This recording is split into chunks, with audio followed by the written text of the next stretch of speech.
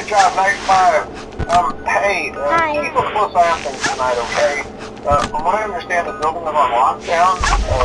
No one is allowed in or out, you know, especially concerning any previous employees. When we get it all sorted out, we may move you to the day shift. The position just became available. We don't have a replacement for your shift yet, but we're working on it. We're going to try to contact the original restaurant owner.